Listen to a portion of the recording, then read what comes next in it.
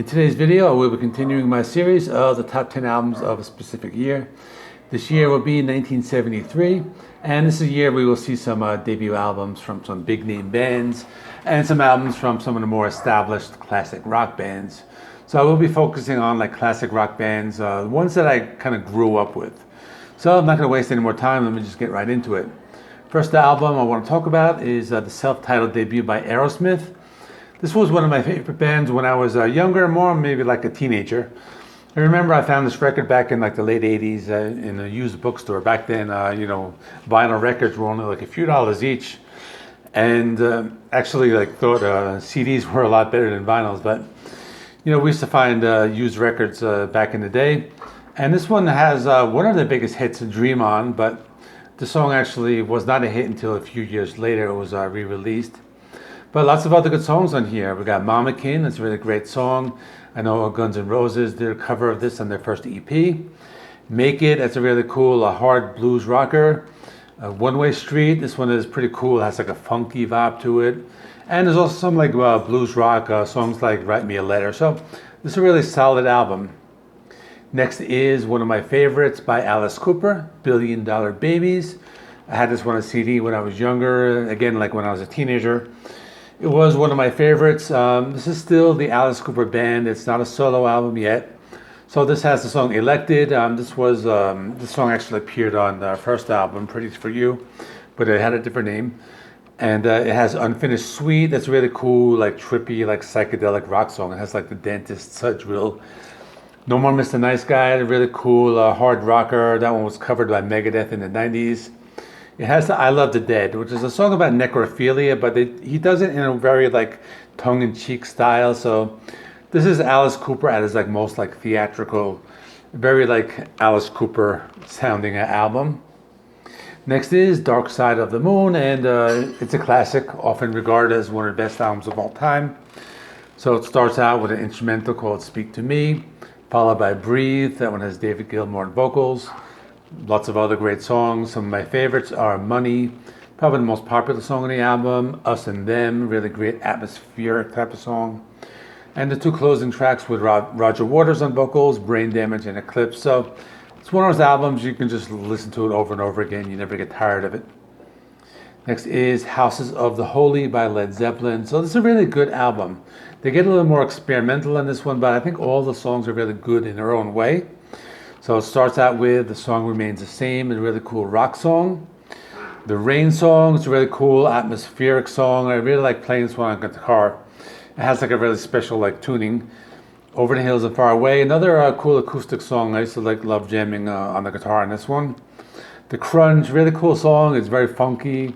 And No Quarter, probably my favorite. Just very spacey, dreamy, atmospheric. I really like this one. I actually probably like the live version better from The Song Remains the Same soundtrack. But it's a really good album. Next is A Passion Play by Jethro Tull.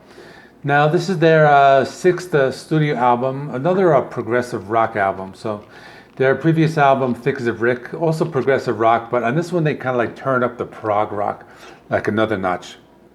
So the sound of this album, it's a lot more similar to like early Genesis and King Crimson. Think of like that sound mixed with like the classic Jethro Tull. Really great album, I like it a lot. Lots of different songs. Each song has like different parts. Probably the most recognizable song is called Overseer, Overture. Really a great song. I like the acoustic guitars in that one.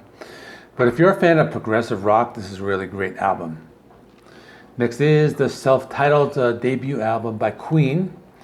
So on this album, they were kind of like a little different. They were a little heavier. They were kind of more of like a progressive rock type of band, but they still have that signature sound. They have those lots of like vocal harmonies. Brian May still has that same signature guitar tone. Probably the most popular song, Keep Yourself Alive. That's a really great one. I really like the gallop in the guitar in that one. But there are lots of other ones. Great King Rat, really good hard rock song. My Fairy King. Really like the cool vocal harmonies in that one. Son and Daughter, probably like one of the heaviest songs they've ever recorded. It's almost like a Black Sabbath type of song, very like doomy, really great riffs. Liar, that's a really good song, kind of reminds me of like the band Kiss on that one, and just a really good debut album. Next is Leonard Skinner with their debut album called Pronounced Leonard Skinner. This is one of my favorite bands that's probably not, it's not a metal band, and they're, I guess, southern rock and a blues band, but I really like this band and I've liked them for a long time. One of the bands I grew up with. It has some of their big hits. It has Tuesday's Gone, it has Freebird, those are probably two of my favorite songs. Simple Man, really great song. Give Me Three Steps, this one really has some great like bluesy guitar playing in that one. And this is just really a great album from a band that I really like a lot. Next is Goat's Head Soup by the Rolling Stones. I think this is a good album. It's just straightforward blues rock. And this one has like one of their biggest hits called Angie. It's a ballad. I like this one a lot. It also has a song called Do Do Do Do Do Heartbreaker. And it's a song like when I listened to it, I recognized it. I actually never knew like the title of it, but it's a very funky song. I really like it a lot, and probably like my second favorite song on the album. But the rest of the album has songs that are mostly like blues rock, a little bit of country, and I think it's a really good album. Next is Quadrophenia by The Who. This is another one of their rock operas, so I think it's a really good album, but I probably like Tommy a little better than this one, but it does have some good songs. It has The Real Me. This is a really good song. It's got a very hard rocker. The band Wasp covered this album on their Headless Children album. The song 515, really good. Real nice melody in that one. The final song, Love Reign Over Me, that's kind of like the star of the album. It's like that like melody kind of gets played like a lot like in different parts throughout the album, but then like the final song they play it at the end. And it's a double album. Pretty good if you like concept albums like rock operas. You know, this is a really great album. So the last one I'm going to talk about is Sabbath, Bloody Sabbath by Black Sabbath.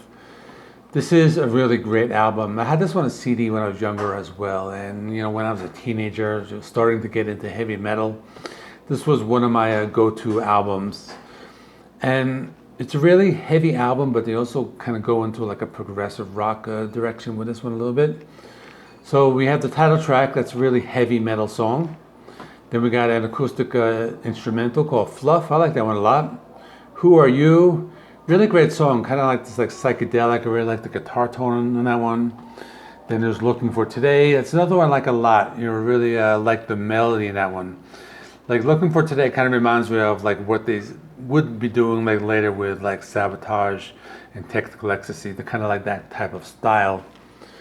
So I like it. It's experimental, great album, and that is all. So let me know in the comments section some of your favorite albums from the year 1973.